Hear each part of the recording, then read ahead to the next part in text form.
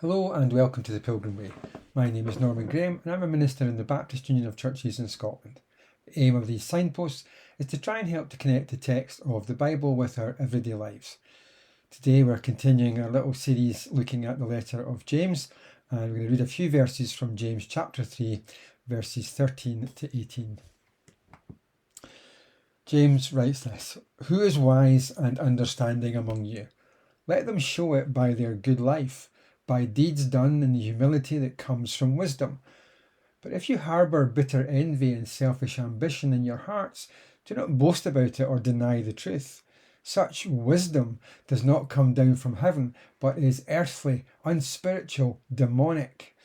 For where you have envy and selfish ambition, there you find disorder and every evil practice. But the wisdom that comes from heaven is first of all pure, then peace-loving, considerate, submissive, full of mercy and good fruit, impartial and sincere. Peacemakers who sow in peace reap a harvest of righteousness."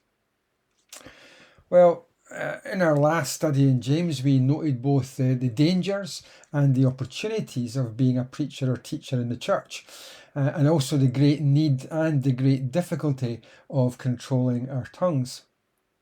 Here in verse 13, when James invites people who are supposedly wise and understanding to step forward and identify themselves, he's returning more explicitly to the topic of teachers addressed in chapter 3, verse 1, especially those who think they are wise enough to teach others. James's goal here is to show them what genuine wisdom is, and he does this by describing how true wisdom is expressed in a person's life. The question of verse 13 is a means of exposing those who claim to be wise because they seek the status that they think comes with being a wise teacher in the church. It is also an invitation to those who genuinely want to be wise, because James's answer to his own question will show them how to attain that aspiration. It also exposes those who are only looking for status and position in the church, because that means will be a challenge to the lifestyle of the self-styled wise in the church. Of course, it would be hard to find someone who considers themselves to be a fool. It's significant that James should connect wisdom and understanding, because in the Greek version of the First Testament, these two phrases are often linked together. In Deuteronomy 1 verses 13 and 15, the two terms are used together to refer specifically to the leaders of the people of Israel, and at times to the people as a whole. The point is made that the hallmark of wisdom is to follow God's decrees. And so God's promises the Israelites that surrounding nations will call them wise if their deeds match God's just decrees. In other words, the actions of the truly wise matches their words of wisdom. James contrasts two types of wisdom by contrasting two types of lifestyles.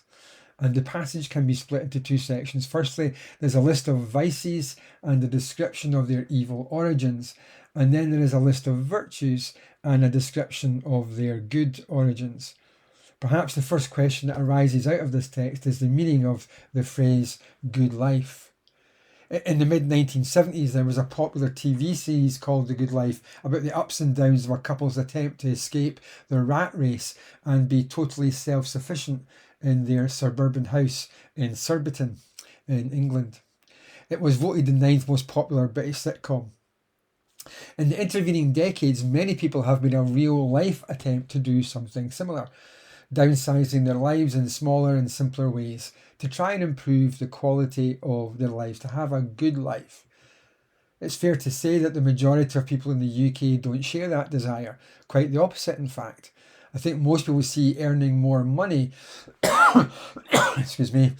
fully engaging with the rat race is the way to do it, because they see wealth as the key to a good life. However, neither of these ideas about what constitutes a good life are biblical, and certainly not what James is getting at here. The noun that the NIV translates as good life is better translated as a way of life or a mode of life.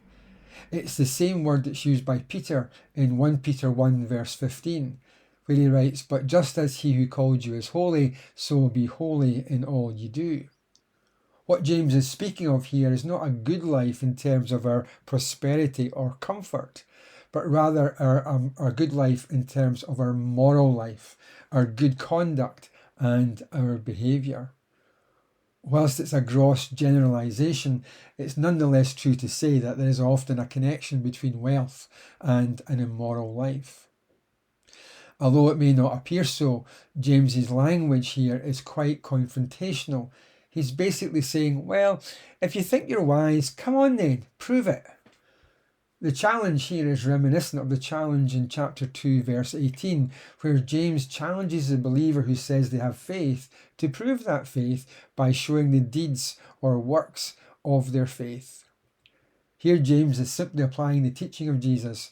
We read in Matthew 7, verses 15 and 16, Jesus says, "Watch out for false prophets. They come to you in sheep's clothing, but inwardly they are ferocious wolves. By their fruit you will recognize them. Do people pick grapes from thorn bushes or figs from thistles?" For James, genuine wisdom is like genuine faith. It reveals itself in how a person lives day by day, not just in their words, but in their actions and in their moral choices. Knowledge itself is not enough to qualify a person as either a wise person or a teacher. A person may learn the creeds and confessions of the church. They could read Calvin's Institutes of the Christian Religion, have a house full of Bible commentaries, and still not be wise. A person may be able to win every debate and theological argument and still not be wise. For according to James, the life of a teacher is the only proof that their so-called wisdom is from God and not just the product of their own ego. In stark contrast to such egoism, a characteristic of genuine wisdom is humility, and this is an important aspect of both true faith and true wisdom. Whilst it's true that a person who is genuinely wise will live in a life in harmony with that wisdom, the wisdom and the life will both be expressed in a spirit of humility. The spirit of humility is itself a product or a result of genuine God-given wisdom, which is in turn contrasted by the envy and selfishness of false wisdom. It should be noted that humility was not a characteristic normally prized in the social world of the Roman Empire into which James was writing. They thought that it was a sign of servility, unworthy of a strong and confident person, which is what they all aspired to be. In verses 14 and 15, James describes in detail the false wisdom of the world. It's characterized by envy, selfish ambition, boastfulness. It is earthly and unspiritual. And its source, he says, is the devil. It results in disorder and every evil practice. In particular, bitter envy and selfish ambition describe the inner condition of a person's heart that manifests itself in outward behaviour. If a person harbours these things in their hearts and yet claims to be wise, then they are living a lie by claiming to be wise and then living in a way that denies their claim. The word translated as envy is important theologically because it's used both positively and negatively in the New Testament. In a positive sense, it can describe zeal, enthusiasm, whilst negatively it can describe jealousy in a sort of negative, bad way. When the word is used in the First Testament in reference to God, it's normally used in a positive sense and is descriptive of God as a jealous God to whom we should have complete allegiance, which in turn means renouncing false gods and idols. And God's jealousy is that he is jealous for our good.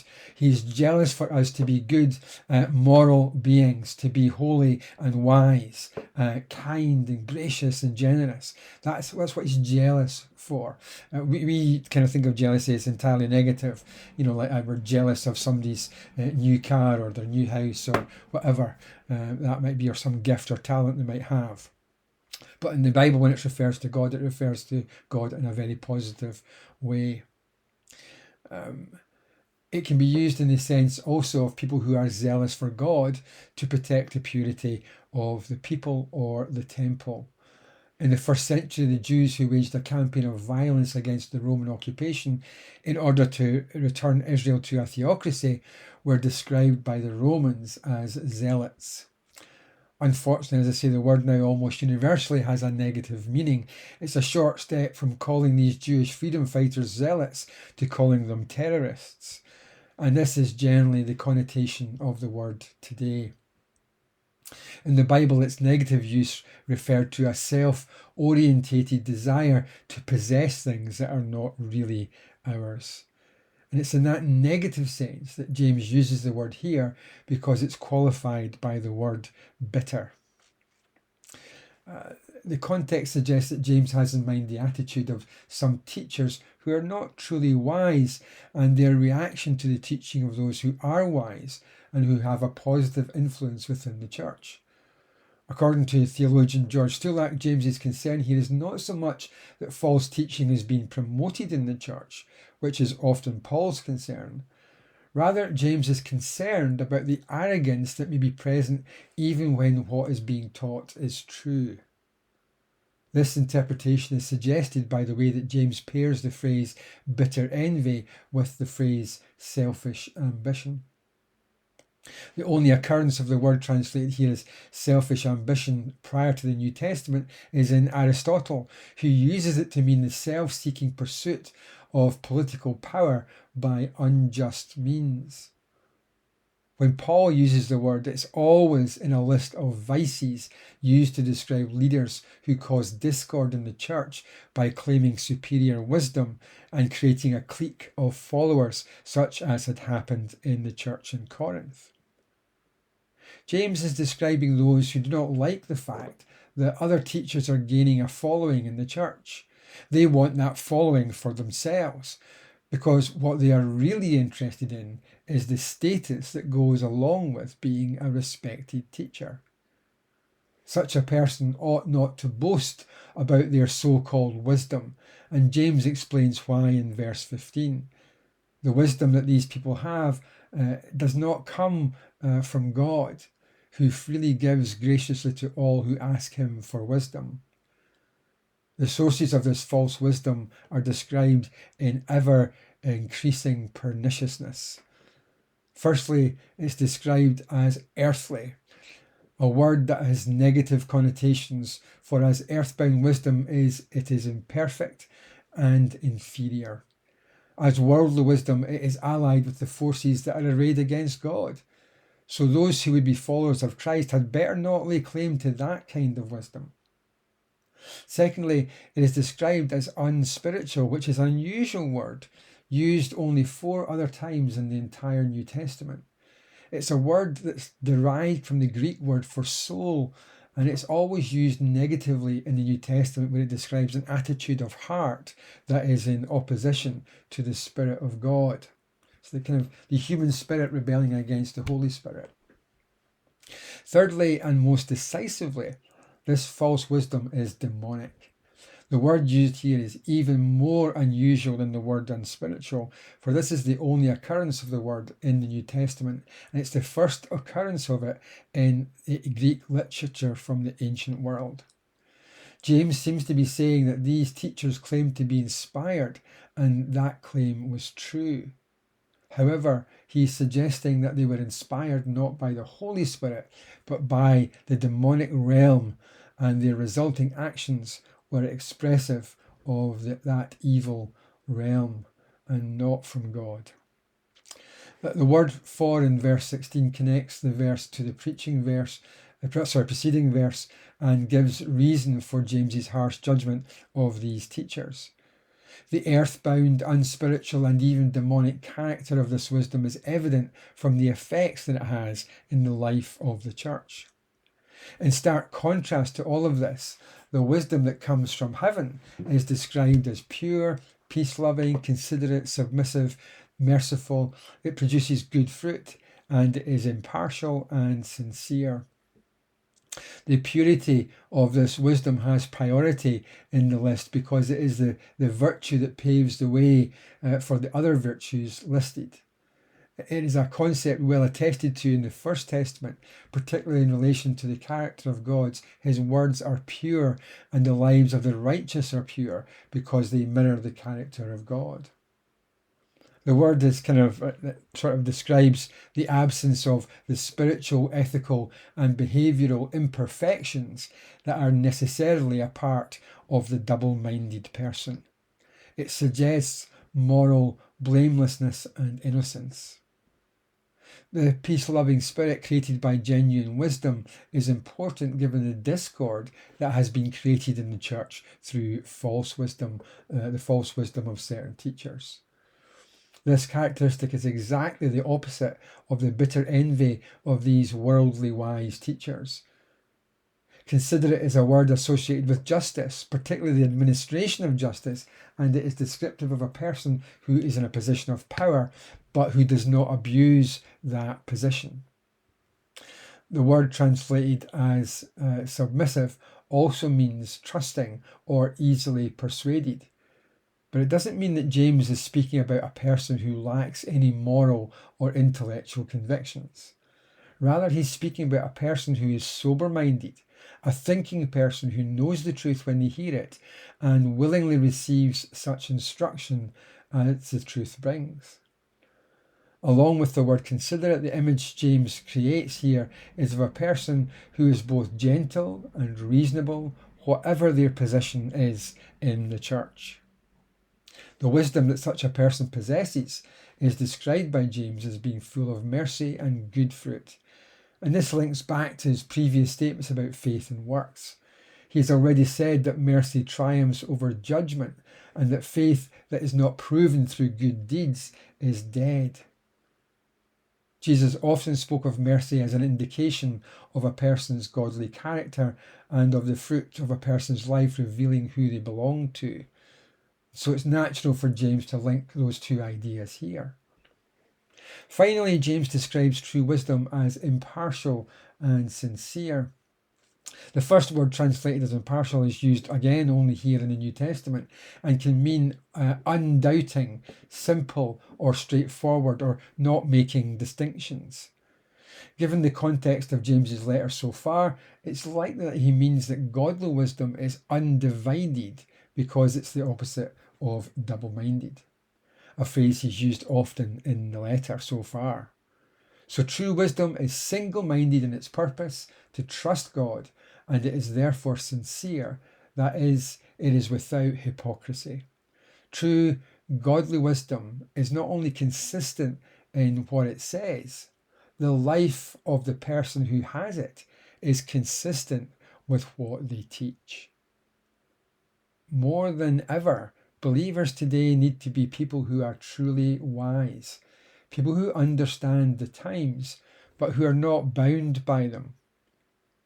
We need to be people who not only have the discernment of godly wisdom, but also who teach according to that wisdom, and most of all, above everything else, who live according to that wisdom.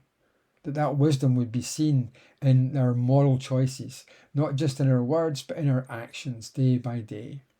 And James is in no doubt what the result of such a life will be. It will be, he says, a harvest of righteousness.